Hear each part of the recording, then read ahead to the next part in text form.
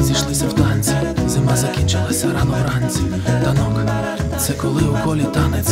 В такому випадку я індіанець. Все мене цікавить, все мене турбує. Якщо прислухатися, я трохи чую. Я відчуваю запах. Повертаюся до лісу на курячих лапах. Цікаво, чи додає багаття віри, чи гріє взимку ведмежа шкіра. Чого вони лякались, чого чекали, на що сподівалися, за кого себе мали. Як воно життя біля вігвама, кого вполює та, що зготує мама. Мій мозок перебуває у прострації.